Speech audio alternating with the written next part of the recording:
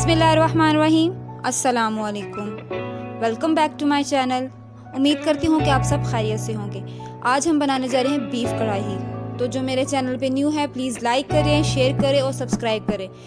بیل کا button press کرنا مت بھولیے گا تاکہ میری ہر نئی آنے والی ویڈیو آپ کو موصول ہو سکے۔ تو بیف کڑاہی بنانے کے لیے ہمیں چاہیے 1 کلو گوشت، آدھا کلو پیاز آپ چاہے باریک کاٹ سکتے ہیں یا موٹا رکھ سکتے ہیں۔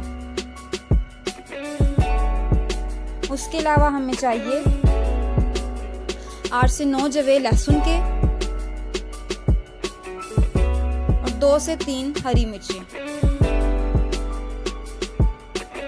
اس کے علاوہ ہمیں چاہیے 1 چمچ سرخ مرچ پاؤڈر، آدھا چمچ ہلدی، 1 چمچ خشک دھنیا پاؤڈر، 1 چمچ گرم مسالہ،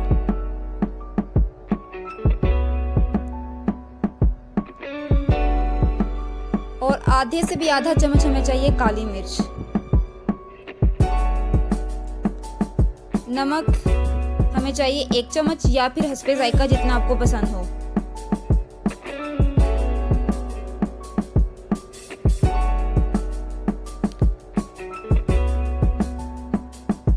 اب ہم اس میں شامل کریں گے 2 کپ پانی۔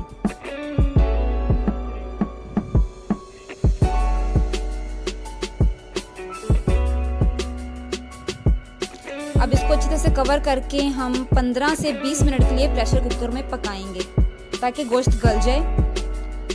یہ ہمارا گوشت گل چکا ہے۔ اب نیکسٹ پروسیجر کی طرف جاتے ہیں۔ ہمیں کڑاہی میں 1 کپ آئل لینا ہے۔ اس کے بعد جو 250 گرام ٹماٹرز وہ لینے ہیں، ان کو ہم نے پیس لینا، اس کی وہ پیسٹ بنا لینا ہے اور اس کو آئل میں ڈال دینا تاکہ اس کو اچھی طرح سے اس کا پانی خشک ہو سکے۔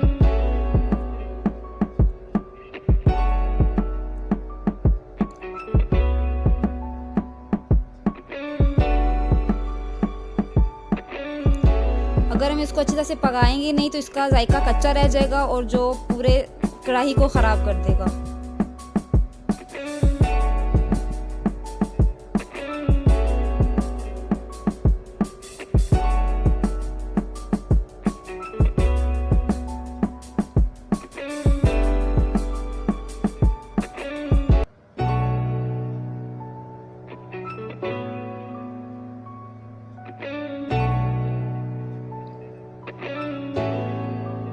یہ ہمارا تقریباً تیار ہو چکا ہے۔ اب اس میں شامل کریں گے ہم ہمارا پکا ہوا گوشت۔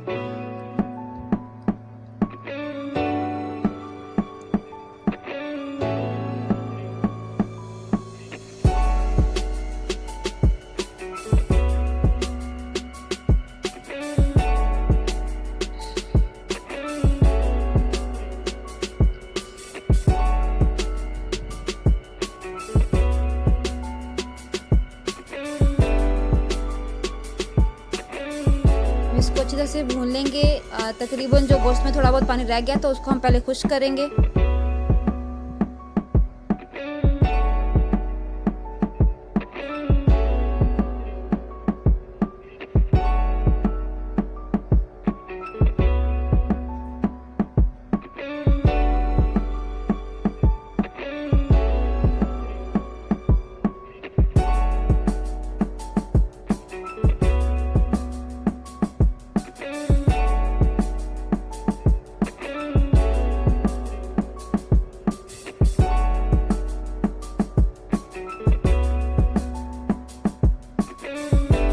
تقریباً اس کا پانی خشک ہو چکا ہوا ہے۔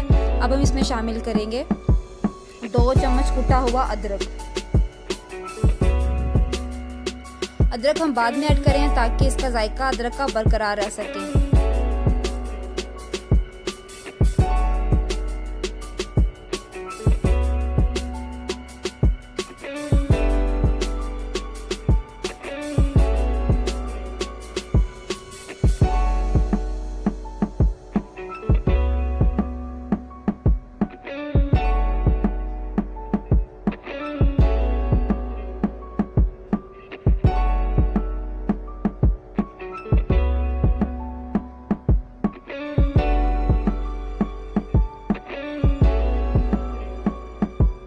ادرک تقریباً بھن چکا ہوا، اب اس میں شامل کریں گے 1 کپ دہی۔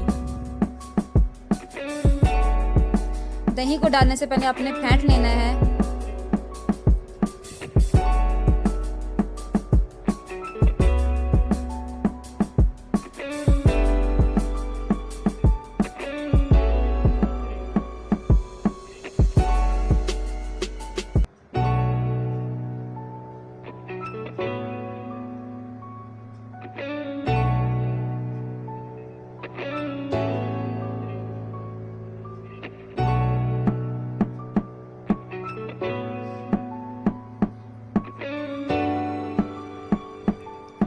अब हम इसको 10 से 15 मिनट के लिए कवर कर देंगे ताकि अच्छी तरह से भुन जाए। ये तकरीबन तैयार हो चुका है हमारा, लेकिन अभी फिर भी हम इसको 20 से 25 मिनट भूनेंगे तक, क्योंकि अभी थोड़ा सा बहुत पानी है इसमें, क्योंकि दही ने अपना पानी छोड़ा है इसमें।